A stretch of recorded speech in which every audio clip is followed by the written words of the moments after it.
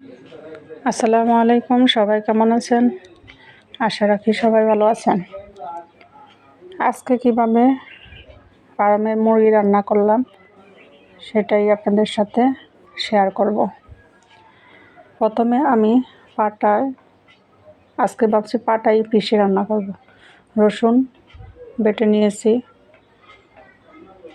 আমার যতটুক একটা মুরগিতে লাগে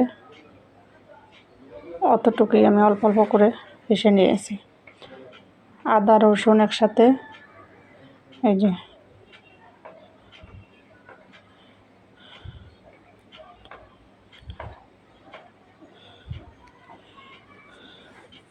বেটে নিয়েছি। এই যে এখন আমি 1 মুঠ পরিমাণ একটু বেশি করে কাঁচামরিচ বেটে নেব। কাঁচামরিচ বাটা দিয়ে আর এখানে আরও দিব ধনেপাতা। এগুলা ধনেপাতা কাঁচামরিচ একদম ভালোভাবে পেস্ট করে নেব।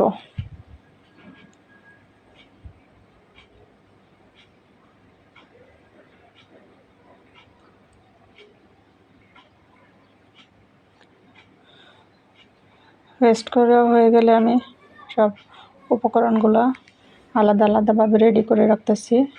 এখন আমি মুরগির মাংসগুলা একটু মশলা মেখে রেখে দিব 10 মিনিটের জন্য। আদা রসুন পেস্ট দিয়ে দিলাম। এখন দিয়ে দিব একটা বড় সাইজের পেঁয়াজ কুচি করা, দিয়ে দিলাম হলুদের গুঁড়া, দিয়ে দিলাম 1 চামচ মরিচের গুঁড়া। এখন দিয়ে দিব স্বাদ মতো লবণ আর দিয়ে দিব সরিষার তেল।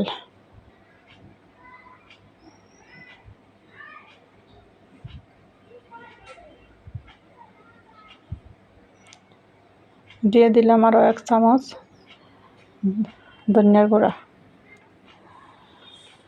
এখন সবগুলো উপকরণ এভাবে মেখে আমি 10 মিনিটের জন্য রেখে দেব।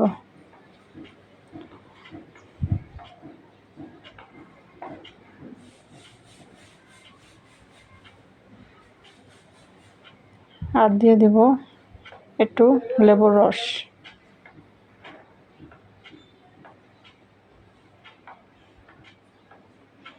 ভালোভাবে মাংসগুলা একদম ভালোভাবে মাখতে হবে, মেখে রেখে দিতে হবে।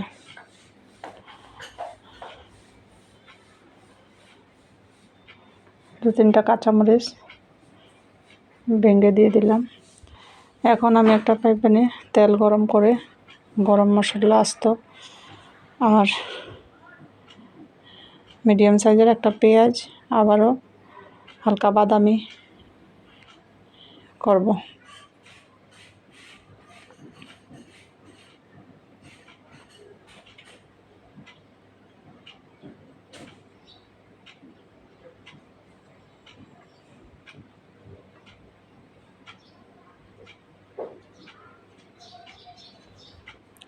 আমি আগের থেকে ম্যারিনেট করা 10 মিনিটের জন্য রেখেছিলাম। এখন আমার এই মাংসগুলা ঢেলে দিব। মাংসগুলা পেঁয়াজের সাথে এভাবে ভালোভাবে উল্টিয়ে পাল্টিয়ে নেড়ে চেড়ে মেখে এভাবে ঢাকনা দিয়ে দিতে হবে। চুলা মিডিয়াম টু লোতে রাখতে হবে।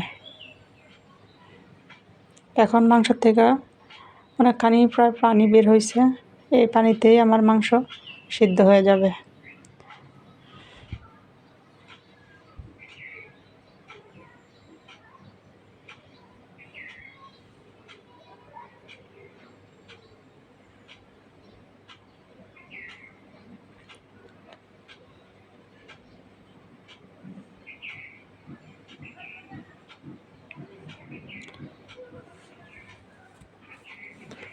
এখন আমি দিয়ে দিব ধনিয়া বাটা আর মরিচ বাটা, কাঁচামরিচ বাটা একসাথে সেই পেস্টটা।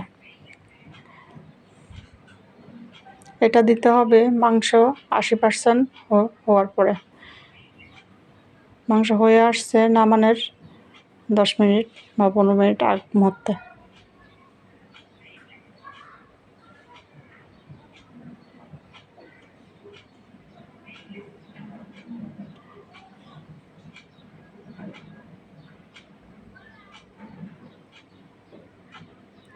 এখন আবারও আমি চুলা কমিয়ে ঢেকে রাখবো।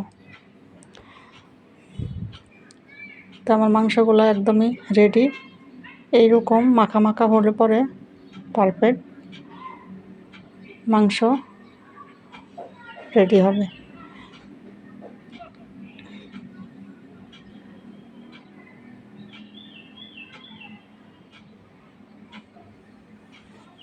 সবাই এভাবে একদিন হলেও বানিয়ে খাবেন, অনেক টেস্ট। সবাই ভালো থাকবেন, আল্লাহ হাফেজ। আমি এখন একটা বাটিতে তুলে নিতেছি সবগুলা মাংস।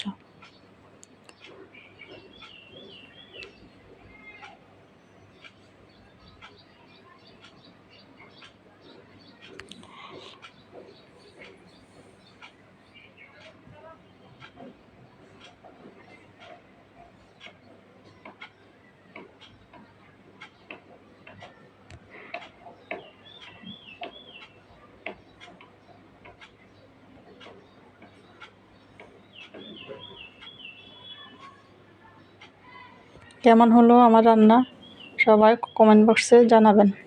আল্লাহ হাফেজ।